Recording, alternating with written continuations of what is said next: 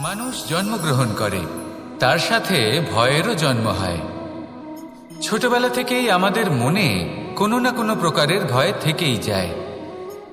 কেউ এই বিষয়ে ভয় পায় যে তার কোনো বস্তু তার থেকে দূরে চলে যাবে, কেউ এই বিষয়ে ভয় পায় যে আমি নিজেকে হারিয়ে ফেলব, কেউ এই ভেবে ভয় পায় যে আমার প্রিয়জনেরা তারা যেন আমার থেকে দূরে না চলে যায়, কেউ এই ভেবে ভয় পায় যে আমরা যেন পথ না হারিয়ে ফেলি, আদি ইত্যাদি। কিন্তু সত্যি কথা বলতে ভেবে দেখুন, এই ভয় বাস্তবে কি? শুধুই একটা মনস্থিতি, আর কিছুই নয়। যা কিছু আপনি জীবনে পেয়েছেন তা একদিন আপনাকে হারাতে হবে। এই জীবন হলো আপনারই, কিন্তু তাও একদিন সমাপ্ত হবে। তাই ভয় পেয়ে কি লাভ? এই ভয় শুধু আপনাকে জীবন যাপন করা থেকে বাধা দিচ্ছে, আর কিচ্ছু নয়। পথ হারিয়ে ফেললেই বুঝতে পারবেন যে নতুন পথ কিভাবে বানাতে হয়। কিছু মানুষকে জীবন থেকে হারালে তবেই আপনি বুঝবেন যে আপনার আপনজনকে। এই ভয়ের কারণে ভীত হয়ে থাকবেন না। এই তারা নক্ষত্র অন্ধকারের অভাবে গুরুত্ব হারায়। শিবকেও মহাদেব হওয়ার জন্য বিষপান করতে হয়েছিল।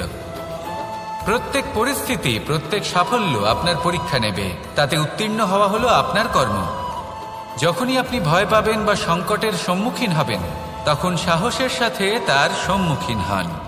মনে রাখবেন, যে সম্মুখীন হতে জানে সাফল্য তার সাথে সবসময় থাকে। আসুন আর আমার সাথে ভালোবেসে বলুন, রাধা রাধা। সাফল্যের বাস্তব অর্থ কি? নিজের লক্ষ্যে দৃষ্টিবদ্ধ হয়ে থাকা, প্রতিদিন তার জন্য কর্ম করা, দৃঢ় নিষ্ঠার সাথে উত্থান পতনের সামনে এগোতে থাকা, আর নিজের লক্ষ্য প্রাপ্ত করা, এটাই কি সাফল্য? যদি আপনার কোনো বস্তু লাভ করতে হয়, কোনো শক্তি লাভ করতে হয় বা কোনো স্থান লাভ করতে হয়, তাহলে তার জন্য এসব ঠিক আছে, কিন্তু বাস্তবে সাফল্য এটা নয়। আপনার কাছে থাকা কোনো বস্তু, শক্তি বা স্থান আপনি কিভাবে ব্যবহার করবেন তা আপনার উপর নির্ভরশীল। যদি তার সঠিক ব্যবহার আপনাকে করতে হয়, তাহলে উচিত সময় এবং উচিত স্থানে আপনাকে থাকতেই হবে। একে নিয়তিও বলা হয়। এবার ধরুন, এমন কোনো গ্রন্থ আছে যা জ্ঞানের দ্বারা ভরপুর, এমন জ্ঞান যার দ্বারা জীবন বদলে দেওয়া সম্ভব। এবার এই গ্রন্থ যদি এমন কোনো ব্যক্তির হাতে পৌঁছয় যিনি নিরক্ষর, তিনি কি এই গ্রন্থের সদ্ব্যবহার করতে পারবেন? কখনোই নয়।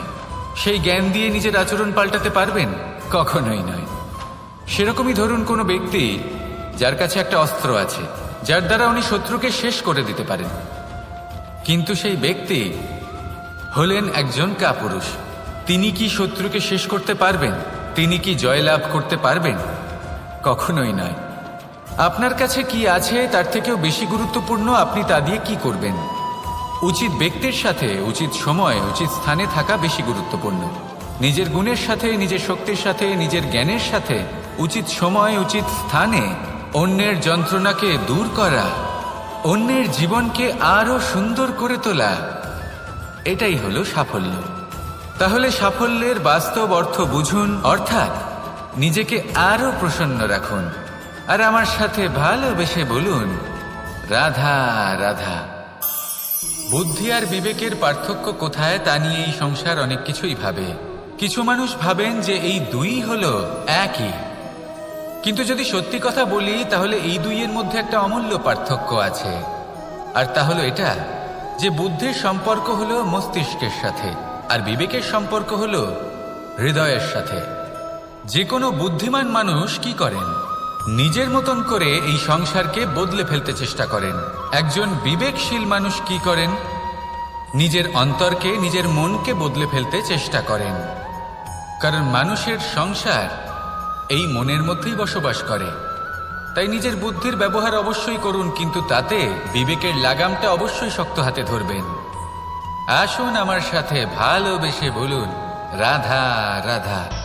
মানুষের মধ্যে একটা বিচিত্র প্রবৃত্তি থাকে, অন্য সকলের বিষয়ে, তাদের জীবনের বিষয়ে, তাদের ব্যক্তিত্বের বিষয়ে, তাদের ভবিষ্যতের বিষয়ে অনুমান করা। এটা হলো অনুচিত। কারোর অতীতকালকে দেখে লোকে ভবিষ্যৎ বলে দিতে পারেন, বর্তমানকে দেখে ভবিষ্যতের বিষয়ে অনুমান করে ফেলেন। উদাহরণ দিতে হলে বলবো, কোনো দাসকে দেখুন, ওকে দেখে লোকে বলে যে ওর ভবিষ্যৎ সেটাই হতে পারে, অনুমান করে ফেলেন। আর এই রাজাকে দেখুন, উনি তো কত সুখী হবেন, উনি তো জগতের সব থেকে অধিক সুখী মানুষ, কত সুখ সুবিধা আছে ওনার কাছে, ধারণা করে ফেলেন। তবে সত্য তো এটাই যে কারোর ব্যক্তিত্বের বিষয়ে, তাদের ভবিষ্যতের বিষয়ে আপনি পূর্ণ সত্য কখনোই বলতে পারবেন না, শুধু অনুমান করতে পারবেন। আর এই অনুমান করে সত্যি কোনো লাভ হয় না, কারণ এই কাল সেটা হলো অত্যন্ত শক্তিশালী। কালো থেকে কালোতর কয়লাকেও হিরেতে পরিণত করতে পারে, অনেক বড় বড় রাজাকেও বিদূষক বানিয়ে ফেলতে পারে এক মুহূর্তেই। তাহলে আপনি অনুমান করে কি লাভ? কি পেলেন অনুমান করে?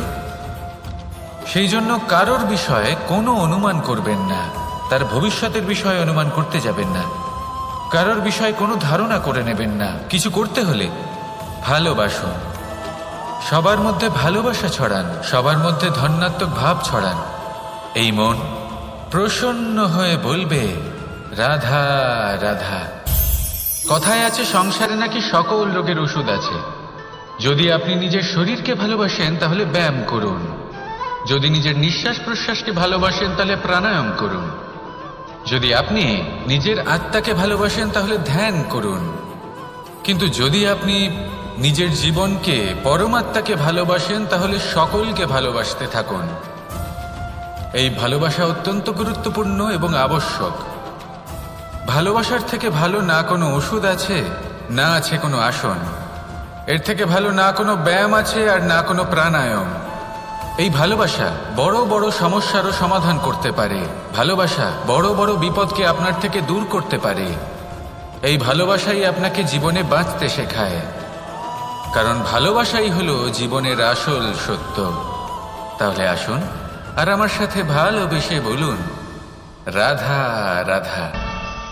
জীবনে সাফল্য লাভ করতে হলে মানুষকে উচিত পথে চলতে হবে, কিন্তু তার থেকেও বেশি গুরুত্বপূর্ণ হলো এটা বোঝা যে সেই পথে চলতে চলতে কখন আমাদের দাঁড়াতে হবে আর কখন আমাদের চলতে হবে। এই শিক্ষা অত্যন্ত গুরুত্বপূর্ণ। এবার দেখুন, ছোট্ট একটা কথা রয়েছে, ওকে আটকিও না, যেতে দাও। এই বাক্যের অর্থ কি? অর্থ যে কাউকে আটকিও না, যে এগোতে চাইছে তাকে এগোতে দাও, তার পথে বাধা সৃষ্টি করো না। এবার এই ছোট কথাতে এক অনুচিত স্থানে আমি দাঁড়িয়ে পড়ি। আটকাও, যেতে দিও না। এবার এর অর্থ কি হলো? যে এই ব্যক্তিকে আটকাও, তাকে জীবনে এগোতে দিও না, এর পথে বাধা সৃষ্টি করো। এবার এই ছোট কথাতে অনুচিত স্থানে যদি আমি আটকে যাই, তবে ভাবো কত পার্থক্য হলো। এই শিক্ষা কতটা গুরুত্বপূর্ণ সেটা শিখুন, আর এই শিক্ষা আমাদের জীবনে কতটা গুরুত্বপূর্ণ হতে পারে সেইটা বুঝুন। বুঝে যান, শিখে যান জীবনে কখন সামনে এগোতে হবে আর কখন থামতে হবে। মন প্রসন্ন হয়ে বলবে রাধা রাধা। এই সংসারে আমরা প্রকাশ কোথা থেকে পাই? এর উত্তর বড়ই সরল। ভোরে যখন সূর্যোদয় হয় তখন প্রকাশের কিরণ আমাদের ঘরে এসে পৌঁছয়, এইভাবেই আমরা প্রকাশ লাভ করি। এবার এই প্রকাশের আলোতেই আমরা সারাদিনের কাজ সম্পন্ন করি। সন্ধে হয়ে যায়, সূর্যাস্তও হয়ে যায়, আর আমাদের ঘর যাতে অন্ধকার না হয় তার জন্য আমরা একটা প্রদীপ প্রজ্বলিত করি। এটাই ঘটে আমাদের জীবনেও। এবার প্রবাহমান আয়ুর সাথে আমরা আমাদের অন্তরে যদি একটা প্রদীপ প্রজ্বলিত করে নিই, তাহলে বিষয়টাই অন্যরকম হবে। এবার আপনি বলবেন, কোন প্রকাশের কথা বলছি যে আমাদের অন্তরে জাগ্রত করা সম্ভব?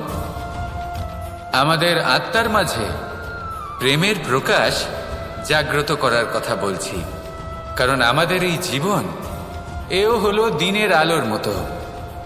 আজ প্রকাশ আছে, কিন্তু কোনোদিন অবশ্যই অস্ত হবে। কিন্তু অস্ত হবার আগে যদি আমরা আমাদের আত্মার মাঝে প্রেমের এই প্রকাশ উজ্জ্বলিত করে নিই, তাহলে আমাদের সন্ধ্যাকালও আমরা আনন্দে এবং প্রেমে যাপন করব। তাহলে আসুন আর আমার সাথে ভালোবেসে বলুন রাধা রাধা। এই সংসারে এমন কিছু মানুষ আছেন যাদেরকে আপনার ভালো লাগে, তারা আপনার প্রিয়, আমরা চাই ওনারা আমাদের কাছে থাকুন, আমরা ওনাদের কাছে থাকি। এবার সেই ক্ষেত্রে আমরা তাদের ভালো ভালো উপহার দেওয়ার চেষ্টা করি, কারণ ওনারা হলেন আমাদের প্রিয়। আর তার বদলে আমরা আশা করে থাকি যে ওনারা আমাদের একটু সম্মান করবেন। এবার এই মানুষজন যারা আমাদের প্রিয়, এদের আমরা একটা উপহার দিই। সোনা দিয়ে থাকি, আভূষণ দিয়ে থাকি, হিরে মুক্ত দিয়ে থাকি। কিন্তু যদি ভেবে দেখি, এই সব কিছুরই একটা মূল্য আছে। ভেবে দেখুন, আপনি কি তাদের এমন কোনো উপহার দিতে পারেন যা কিনা অমূল্য? তা এরকম উপহার কি হতে পারে? ঠিক বলেছেন আপনি, প্রেম। এই প্রেমই হলো অমূল্য, কারণ মন থেকে এর উৎপত্তি হয়। না চেয়ে পাওয়া যায় আর না ছিনিয়ে নেওয়া যায় এই ভালোবাসা। ঠিক এইরকমই হয় এই সম্মান। যদি সম্মান করো তাহলে মন থেকে এবং ভালোবেসে করো, ভয় পেয়ে নয়। মনে রাখবেন, যে মাথা ভয়ের দ্বারা নত হয়, বিরোধিতাও প্রথমে সেই করে থাকে। যে মাথা ভালোবেসে নত হয়, তা আপনার জন্য বলিদানও দিতে পারে। এই সংসারের সব থেকে বড় উপহার, সব থেকে বড় বরদান এই প্রেম এবং সম্মান। তাকে সম্মান করুন আর আমার সাথে ভালোবেসে বলুন, রাধা রাধা। সমস্ত মানুষের জীবন কিছুটা সমান হয়। মানুষ জন্মগ্রহণ করে, তারপর চলতে শেখে, জীবনে এগিয়ে চলে, বার্ধক্য লাভ করে, তারপর সমাপ্ত হয়ে যায়। কিন্তু সেই ব্যক্তিরা কারা যারা প্রকৃত অর্থে মনুষ্য জীবন যাপন করেন? এনারা হলেন সেই ব্যক্তি যারা পড়ে গেলেও আবার উঠে দাঁড়ানোর চেষ্টা করেন, নিজের ভেঙে পড়া অস্তিত্বকে আগলে নিয়ে আবার একটা আকার দেওয়ার চেষ্টা করেন, ভগ্ন আশাকে আবার একটা নতুন দিশা দেন। অসফল হওয়ার পরেও থামেন না, আবার এগোতে থাকেন। অসফল হওয়ার পরে যদি আপনি থেমে যান, তাহলে সাফল্য আপনার সামনে অপেক্ষা করে, কিন্তু আপনি তা দেখতে পান না। তাই জীবনের সংঘর্ষে অংশগ্রহণ করতে শিখুন। জীবনের সংঘর্ষ থেকে পালাবেন না। আসুন আমার সাথে ভালোবেসে বলুন, রাধা রাধা। পরিস্থিতি কখনো এটা ভালো থাকে, আবার কখনো মন্দ হয়ে যায়। কখনো এই পরিস্থিতি আমাদের পক্ষে থাকে, আর কখনো এই পরিস্থিতি অনুযায়ী আমাদের চলতে হয়। কোনো বিকল্প থাকে না।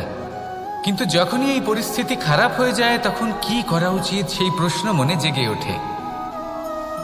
পরিস্থিতি যখন প্রতিকূল হয়, তখন আমরা কিছু হারালে তা হারিয়ে ফেলি, ঠিক আছে, কিন্তু যা বাকি আছে সেটা আমরা আগলে রাখতে পারি।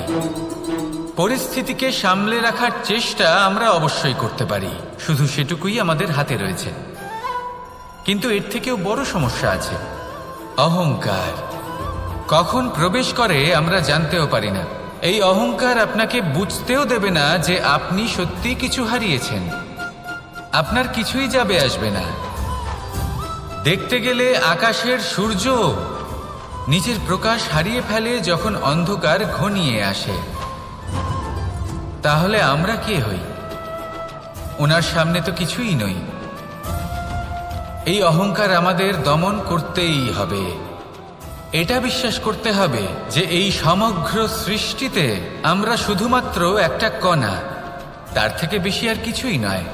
বিশ্বাস করতে হবে যে আমরা ততটাও বড় নই যে কখনোই কিছুই হারাবো না। এবার যেদিন এই জ্ঞান আপনি আত্মস্থ করে নিজের আচরণ পাল্টাবেন, মনে রাখবেন, সেই দিনই অহংকারকে দমন করতে আপনি পথে অগ্রসর হয়ে পড়েছেন। এই অহংকারকে দমন করুন আর আমার সাথে ভালোবেসে বলুন, রাধা রাধা। বনস্পতি ফলনের জন্য আমাদের কিসের প্রয়োজন পড়ে? একটু ধরিত্রীর, একটু পরিশ্রমের, আর একটা বীজের। এবার যদি মানুষের কথা বলি, তাহলে এখানে ধরিত্রী হলো মানুষের এই জীবন, যেখানে মানুষ নিজের ইচ্ছের ফল ফুল ফলন করতে চায়। পরিশ্রম হলো আমাদের কর্ম, আর বীজ হলো আমাদের নির্বাচন। আমাদের বেছে নিতে হবে যে আমরা কি বপন করব, আম নাকি ফণি মনসা। এর মধ্যে আমরা কি পেতে চাই? রসালো ফলের ফলন চাই নাকি কাঁটার ফলন চাই, তা আমাদের উপর নির্ভরশীল। কিন্তু একটা কথা ঠিক, লক্ষ্য যেমনই হোক না কেন, জীবন যেমনই হোক না কেন, যদি আপনি লক্ষ্যের দিকে এগোতে থাকেন তাহলে কর্মের সাথে খামখেয়ালি আচরণ করতে পারবেন না। যদি আপনি এমন করেন তাহলে এটা আপনাকে একটা অনুচিত লক্ষ্যে পৌঁছে দেবে, সেটা কিন্তু নিশ্চিত। সবসময় এটা মনে রাখবেন, কর্মের সাথে খামখেয়ালি হবেন অর্থাৎ কর্মফলও আপনার সাথে খামখেয়ালি হবে। তাহলে নিষ্ঠার সাথে কর্ম করতে থাকুন আর নিজের লক্ষ্যকে প্রাপ্ত করুন। আর আমার সাথে ভালোবেসে বলুন, রাধা রাধা। জীবনে এমন কিছু কাজ রয়েছে যা আমাদের কখনোই করা উচিত নয়, যেমন আশা করা। যদি আপনি আশা করেন আর আপনার আশা পূর্ণ না হয়, আপনি খুবই কষ্ট পাবেন। এবার আপনি যদি প্রতীক্ষা করেন, করতেই থাকেন, আর সেই ব্যক্তি যদি না আসে তাহলেও খুব কষ্ট পাবেন। আর হলো তুলনা। আপনি যদি তুলনা করতে যান তাহলে এটাই ভাববেন যে হয় আমি বা অন্য কোনো ব্যক্তি, এই দুজনের মধ্যে কোনো এক ব্যক্তি নিকৃষ্ট। আর এই ভাবনাটাই হলো অনুচিত। যদি আমরা কথা বলি সেই সব বিষয়ে যা আমাদের করা উচিত, যেমন পরীক্ষা, এই পরীক্ষা সবসময় আমাদের আরো সফল করে তোলে, আরো শ্রেষ্ঠ করে তোলে, আরো উৎকৃষ্ট করে তোলে। আসন্ন মহাসংগ্রামের জন্য আমাদের প্রস্তুত করে তোলে এই পরীক্ষা। তাই এই পরীক্ষার থেকে কখনোই পালাবেন না, এর সম্মুখীন হন। আর হলো কর্ম। কর্ম করা কখনোই বন্ধ করবেন না। তুলনা করার বদলে কর্ম করুন, প্রতীক্ষা করার বদলে কর্ম করুন, আর আশা করার বদলে কর্মই করুন। জীবন সফল হয়ে যাবে। দেখুন, সবার শেষে সত্যি বলতে এই কর্ম আর এই পরীক্ষা, এই দুই আমাদের জীবনকে সুখী করে তুলতে পারে। আসুন আর আমার সাথে ভালোবেসে বলুন, রাধা রাধা। এই জীবন কিভাবে বদলানো সম্ভব? কিছু মানুষ বলেন যে নিরন্তর কাজ করলে, পুরুষার্থ পালন করলে এই জীবন বদলে ফেলা সম্ভব। আজ আমি আপনাকে বোঝাবো যে এক মুহূর্ত, সময় আর সিদ্ধান্ত কতটা গুরুত্বপূর্ণ হয়। এক মুহূর্তই যথেষ্ট। একটা মুহূর্ত এত শক্তিশালী হতে পারে যে তা আপনার সমগ্র জীবন পাল্টে দিতে পারে। এমন এক সময় ছিল শ্রীরামের কাছে, যখন ওনাকে সিদ্ধান্ত নিতে হয় যে উনি নিজের পিতার আদেশ পালন করতে বনবাসে যাবেন নাকি যাবেন না। উনি সেই আদেশ পালন করেছিলেন, তারপর সময় অনুসারে উপযুক্ত সিদ্ধান্ত নিলেন। আর আজ সকলের মনে বসবাস করেন শ্রীরাম। আর অন্যদিকে আছে রাবণ। ওনার কাছে একটা সময় ছিল, একটা সুযোগ ছিল নিজের প্রারব্ধকে শুভ করে তোলার। উনি ভুল করলেন আর মৃত্যু লাভ করলেন। নির্বাচন সবসময় আপনার হাতে, শুধু আপনাকে সময়কে বুঝতে হবে, সেই মুহূর্তকে বুঝতে হবে আর উচিত সিদ্ধান্ত নিতে হবে, ব্যাস। বুঝতে শিখুন এই সময়ের দাবি কি, বুঝতে শিখুন এই সময়ের ইচ্ছে কি, আর উচিত সিদ্ধান্ত নিন। আর আমার সাথে ভালোবেসে বলুন, রাধা রাধা। মানুষের শরীর থেকে যা কিছু নির্গত হয় সবই পচনশীল, তা থেকে দুর্গন্ধ বেরোয়, একটা ঘৃণাবোধ জন্ম নেয়। আমাদের রক্ত হোক, অবশিষ্ট হোক, ঘাম হোক, নিঃশ্বাস হোক, আবার এমনকি যখন আমরা মনুষ্য শরীর ত্যাগ করি তারপরেও এই শরীরেও পচন ধরে, তার থেকে দুর্গন্ধ বেরোয়। কিন্তু বিষয়টা হলো এটা আমাদের হাতেই নেই। তাহলে আমাদের হাতে কি রয়েছে? আমাদের কর্ম, আমাদের উদ্দেশ্য আর আমাদের বাণী। যদি এইগুলো শুভ রাখেন তাহলে শুধু নিজে সুগন্ধিত থাকবেন না, এই সমগ্র সংসারকে সুগন্ধিত করে তুলবেন। কথায় আছে যে বাণীর থেকে অধিক মূল্যবান আর কিছুই নেই। সেই জন্য যে কোনো কথা বলার আগে নিজের শব্দকে নিজের মনের তুলাদণ্ডে মেপে দেখুন, তারপরে তার প্রয়োগ করুন। কখনো কখনো এমনও হতে পারে যে আপনার কথা কারোর জীবনে আশীর্বাদ হয়ে দাঁড়ালো, যার দ্বারা হয়তো সে শক্তি এবং প্রসন্নতা লাভ করল। আবার এমনও হতে পারে যে আপনার কথা হয়তো কারোর মনে এমন আঘাত দিল, সে সেই আঘাত কোনোদিনও ভুলতে পারল না। আসুন আমার সাথে ভালোবেসে বলুন, রাধা রাধা। ইচ্ছে এবং চেষ্টা এই দুই মানুষের মধ্যে আছে, কিন্তু এই দুইয়ের মধ্যে সামঞ্জস্য থাকা খুব প্রয়োজন। আপনার যা ইচ্ছে সেটা পূর্ণ করার জন্য চেষ্টার প্রয়োজন তো অবশ্যই। আপনি যে স্বপ্ন দেখেন সেটা পূর্ণ করার জন্য নিদ্রা ত্যাগ করে চেষ্টা করা অত্যন্ত প্রয়োজনীয়, নয়তো এই স্বপ্ন কখনোই পূর্ণ হবে না। যদি আপনি কোনো প্রশ্নের উত্তর চান তাহলেও আপনাকে চেষ্টা করতেই হবে। জীবনে যদি সামনে এগোতে হয় তাহলে পাকে কষ্ট দিয়ে সামনে এগোতে হবে, চেষ্টা অবশ্যই করতে হবে। যদি আপনি চেষ্টা